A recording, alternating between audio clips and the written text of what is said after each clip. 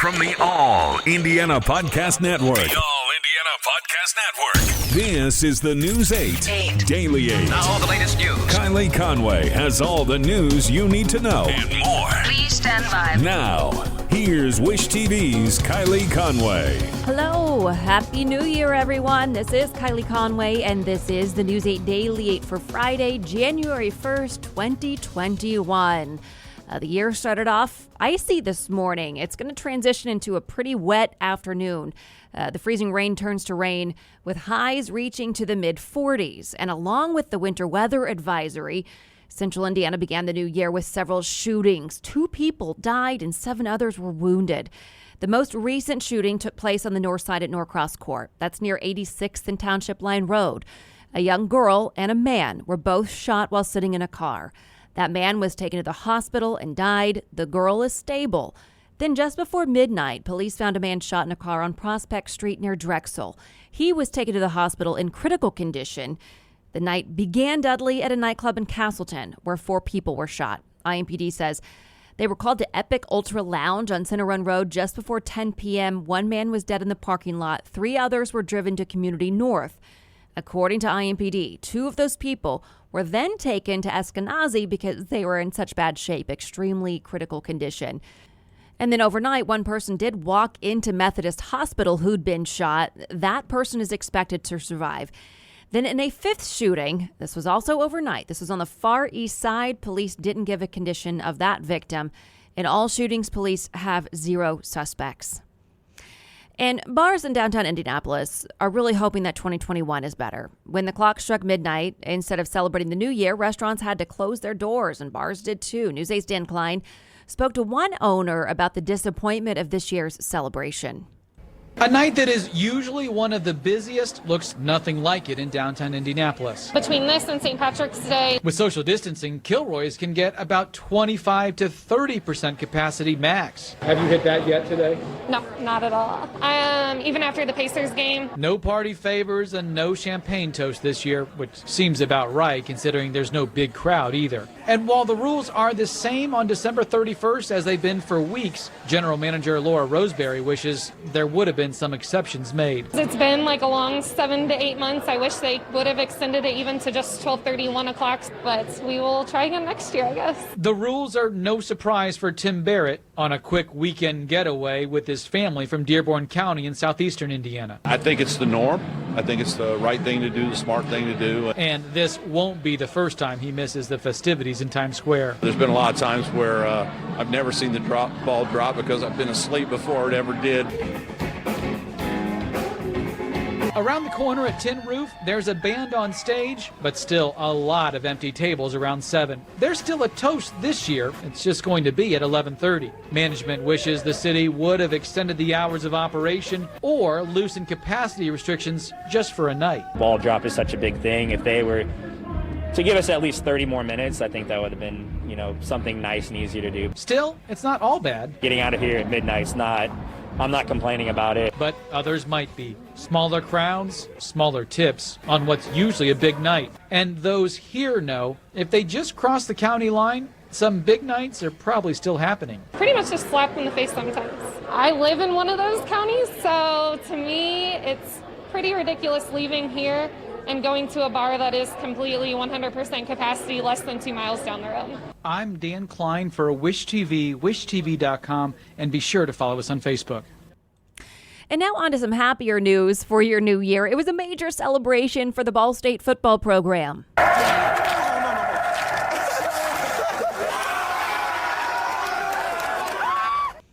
The Cardinals won their first bowl game in school history. The team was ready to go against ranked San Jose State from the start. The Cards shut out the Spartans in the first half, up 21-0. Then in the third quarter, Drew Plitt throws a 48-yard touchdown pass for another score. They took home the win in big fashion, 34-13. I'm so proud of these guys. Not bad for a 10-point underdog. These guys use that motivation in such a great way, and it's a testament to these young men for hard work, for belief, for not quitting on the process, and it's an unbelievable accomplishment to get the first bowl win in school history. Next season, the Cardinals will have to rework their offense, though. 8 senior starters will be graduating, including quarterback. As for Notre Dame, the team's looking to prove people wrong in the college football playoff semifinal game. Yeah, we've been doubted a lot in the past couple of years, so this is nothing new. No one really believed in us besides us. We love it. That's part of our DNA. My whole life I've been the underdog, so the only thing I know is work.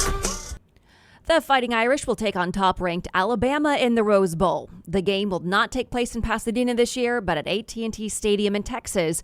The semifinal winners will play January 11th in suburban Miami. 8 seasons ago, Notre Dame and Alabama had their last meeting there, and Alabama did come out a big winner there. And now to Colts news. Quarterback Phillip Rivers says he'll be keeping a close eye on the other games playing this Sunday. In order to make it to the postseason, the Horseshoe has to beat Jacksonville and will also need some help from other teams. My normal mode when we play the 4 o'clock game is that's what I do. I kind of flip through the other games on the Sunday ticket on my phone. So to say I won't be doing that would be a lie. So, I mean, yes, I won't be consumed with it. But, yeah, I'll be aware. I mean, I think to try to pretend like you aren't going to know the outcome of those games is probably unrealistic. I'm pretty sure I'll know the outcomes of those 3 before kickoff. Sunday morning, join AC and the sports team live from Lucas Oil Stadium. Countdown to kickoff begins at 11 a.m. and is the only 1-hour-long Colts pregame show in the state. And, of course, the crowd roars were much quieter there at Lucas Oil Stadium this football season. However, Charlie Clifford reports on one staple there on Colts Sundays still making some serious noise. For 23 seasons, Mike Jansen's voice accompanied your leap into the air or the slide of disbelief back down to the bottom of your seat. There was a fumble on the play, recovered by Green Bay. However, this season, Lucas Oil Stadium's public address man at first didn't know what to say. A lot of stuff that I do is fan interactive. Like I'll do the big first down and I'll do it is third down, to get the fans ramped up. But if there aren't fans here, how do you do it? Even with limited fans after the first game, I think there were only 2,500. Yeah. I mean, I could hear some response. So I said, forget it. I'm just going to call this like the place is full. Recovered by the Colts! The show goes on with newcomers Rivers, Buckner, and Blankenship stealing hearts from the field as an equally important message comes from the press box. Probably each quarter I'm reading a public address announcement to, hey, we're privileged to have fans in the stands. Please keep your mask on, stay in your seats and all that. When I look down, I know it's where we all are. If it was nothing was going on, I would be shocked. But I think there was an early understanding that this is just the way things are. Like so many of you, Jansen is a fan at heart. And until these seats fill back up, this message from the voice from above. When that day comes, I think it'll be cool. I think I'll probably get chills and it'll be like, okay, here we go. Back to football. Fumble recovered by 53, Darius Leonard. Fans, I'm looking forward to having you guys back in the stands to sing along, per se, when I say, that's another Indianapolis Colts. I know you're singing along with me. First down. Go Colts. Even during the quietest year in NFL history, a special few remind us of the good times still ahead. Charlie Clifford, Wish TV, wishtv.com, and follow us on Facebook. And unfortunately, 2020 closed the way it began for racing's most famous family with a painful loss. Aldo Andretti has died. He was the twin brother of Mario Andretti. Mario broke the news, tweeting, "My partner in crime and my faithful best friend every day of my life was called to heaven last night. Half of me went with him. There is no eloquence. I'm shaken to my core." Aldo was also John Andretti's dad. John died in January after a long struggle with cancer. And finally, this New Year's Day, a story of a beautiful reunion that took an unexpected turn. We've told you about the story of a lost teddy bear. We aired it all day yesterday on Wish TV. It was a special organ donor bear that carried with it the sound of the heartbeat of the donor. The bear was found in the parking lot of a Brownsburg Walmart. The post from a family who found the bear looking for its owner went viral. We did a story on it. Then it wasn't long before the owner of that bear contacted Wish TV, so we arranged the reunion with a Walmart employee named Alexandra. So she was also the person who'd been keeping the bear safe there. The reunion was between Alexandra and Patricia Gray, the bear's owner. It was certainly a reunion, yes, but it turned into so much more. Take a listen. Thank you so much. Absolutely. The lady that brought it in was very adamant about it. She said, this is not a regular teddy bear. This is one with a heartbeat. This is very important. Yes. I wanted to make sure somebody got it, so. It's mine. It's MJ. It's my son. My son was dispatched in the parking lot August the 7th.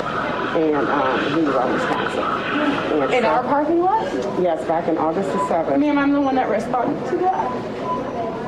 And I'm the one that was there, and I was the one that called them, and I was the one that... You saw my son? I did. I'm so sorry. And we tried everything, and I never knew what happened, and I'm so sorry.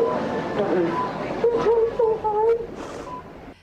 So if you had a hard time making that out, the story goes Patricia's son was found unresponsive in that parking lot back in August of this year. Alexandra was the one who responded to that. She saw her son, Patricia's son, tried to resuscitate, called 911, was there, and she said she never knew what happened and had wanted to. So they were able to meet very unexpectedly, and Patricia had put the bear there in the parking lot where her son died as a tribute. The bear was never lost. However, Patricia said that she'd wanted to meet whoever it was who tried to save her son that day, and says this whole chain of events that brought her to Alexandra was God's doing. Okay, so I've posted the full video of that reunion on my Facebook page. You can also find it on Wish TV's Facebook page. It's just beautiful. This has been your News 8 Daily 8 for Wish TV. I'm Kylie Conway. Online at wishtv.com and follow us on Facebook when you search Wish TV.